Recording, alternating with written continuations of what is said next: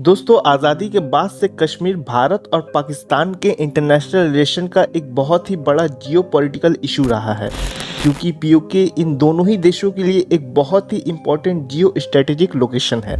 26 दिसंबर 1947 को कश्मीर के राजा महाराजा हरि सिंह ने इंस्ट्रूमेंट ऑफ एसेशन को साइन किया, जिसके बाद जम्मू एंड कश्मीर भारत का एक इंटीग्रल पार्ट बन गया। उसके बाद जम्मू एंड कश्मीर के कम्युनिकेशन, डिफेंस और एक्सटर्नल अफेयर्स भारत के पास आ गए। लेकिन दुर्भाग्यपूर्ण कुछ तेजस्वी और सेकुलर नेताओं की वजह से हम कश्मीर को पूरी तरह से भारत का हिस्सा नहीं बना पाए।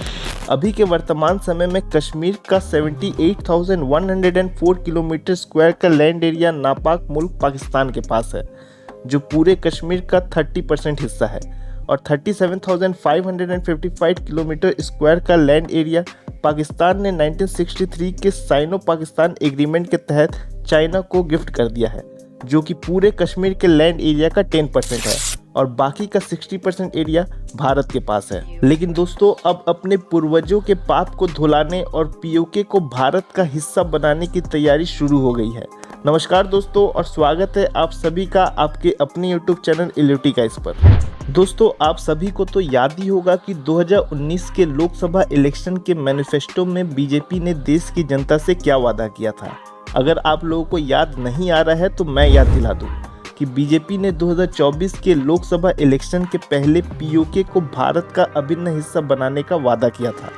अब आप लोगों में से कुछ लोग होंगे जो सोच रहे होंगे कि कहाँ कुछ हो रहा है, केवल वादे ही तो किए गए थे।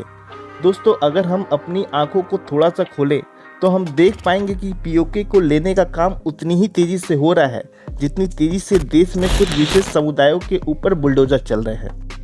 लेकिन दोस्तों, हमारे यहाँ के लोगों की एक बहुत ही बड़ी समस्या है। हम यहाँ रिजल्ट पहले देखते हैं और काम बाद में। आप लोगों को तो याद ही होगा कि 5 अगस्त 2019 को मोटा भाई ने कश्मीर का उसका मंगलसूत्र, माफ कीजिए, उसका स्पेशल स्टेटस यानी कि आर्टिकल 370 छीन लिया था। जान दे देंगे इसके लिए। क्या बात कर रहे हो आप? एग्रेसिव होने की क्या बात? जान दे देंगे इसके लिए। नेहरू ने कश्मीर को ये मंगलसूत्र पहनाया था और मोदी जी ने इस मंगलसूत्र को हटाकर भगवा कलर का सिंदूर पहना दिया। उसके बाद से कश्मीर के उग्रवादी और शांति दूत पूरी तरह से शांत हो गए हैं, और कश्मीर के चाचा जान अपने संडास में और बेगम जान अपने कोप भवन में जा चुकी हैं। आर्टिकल 370 के एबॉलिशन के बाद कश्मीर में काफ़ी तेजी से डेवलपमेंट की जा रही है, ताकि पीओके में रह रहे लोगों को एक शेर और एक सुअर में फ़र्क पता चल सके। आप लोगों के मन में ये सवाल आ रहा होगा कि आखिर ये सब करने के बजाय भारत मिलिटरीली पीओके को अपना हिस्सा क्यों नहीं बना लेता। दोस्तों, इस सवाल का जवाब काफ़ी सिंपल है। अगर भारत ऐसा करता है तो पीओके का वही हाल हो जाएगा जैसा अफगानिस्तान में हुआ था, यानी कि अनस्टेबिलिटी और भी ज़्यादा बढ़ जाएगी। दोस्तों, आप लोगों में से बहुत लोगों को पता नहीं होगा कि विश्व के जितने भी रिनाउंड आतंकी संगठन हैं, जैसे हिजबुल मुजाहिदीन, लश्कर तैयबा और जैश-ए मोहम्मद, उन सभी के हेडक्वार्टर्स पीओके में ही स्थित हैं। ऐसा नहीं है कि भारत मिलिट्री ऑपरेशंस करके पीओके को नहीं ले सकता। भारत ऐसा कर सकता है, लेकिन मेरा मानना यह है कि भारत का ये अंतिम विकल्प होना चाहिए। वैसे भी मुझे नहीं लगता कि भारत को इस विकल्प की कभी भी ज़रूरत पड़ेगी, क्योंकि जो मुल्क अपने आप को बर्बाद करने के लिए आत्मसक्षम हो, उसके लिए किसी भी प्रकार की गोला बारूद की ज़रूरत नहीं है। दोस्तों, मुझे तो डर है कि कहीं पाकिस्तान पीओके को बचाते बचाते रावलपिंडी ना खो दे। दोस्तों, आर्टिकल 370 के हटने के बाद जम्मू कश्मीर में काफ़ी तेज़ी से एफडीआई यानी कि फॉरेन डायरेक्ट इन्वेस्टमेंट आ रही है, और सबसे ज़्यादा एफडीआई यूएई से आ रही है।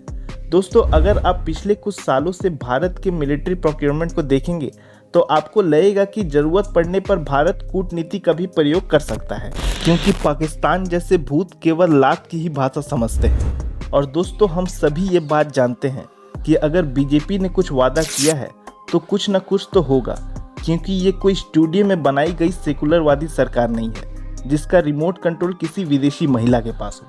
मैं ऐसा इसलिए कह रहा हूँ क्योंकि 2016 और 2019 में बीजेपी ने इसका ट्रेलर दिखाया है, और अगर भगवान की कृपा रही तो बहुत ही जल्द फिल्म भी देखने को मिलेगा। चलिए दोस्तों, अब समझते हैं कि आखिर पीओके के आने के बाद भारत को क्या मिलेगा। पीओके भारत के लिए जियो स्ट्रेटेजिकली बहुत ही ज़्यादा इम्पोर्टेंट है, क्योंकि पीओके वेस्ट में पाकिस्तान के साथ, नॉर्थ वेस्ट में वखान कॉरिडोर और अफगानिस्तान के साथ, नॉर्थ में चाइना के साथ और ईस्ट में इंडिया के साथ बॉर्डर शेयर करता है। इन सब के अलावा POK gateway to Central Asia है।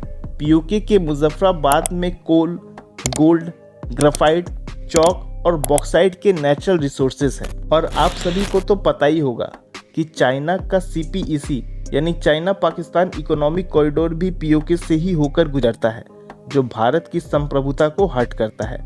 इसलिए भारत को जितना जल्दी हो सके पीओके को वापस लेना चाहिए, ताकि हमारा भारत पूरी तरह से एक अखंड भारत बन पाए। तो दोस्तों, आज की इस वीडियो में बस इतना ही। अगर आपको वीडियो पसंद आया तो इसे लाइक जरूर करें, और अगर चैनल पर नए हैं तो इसे सब्सक्राइब करना ना भूलें। अलविदा, जय हिंद, जय भारत।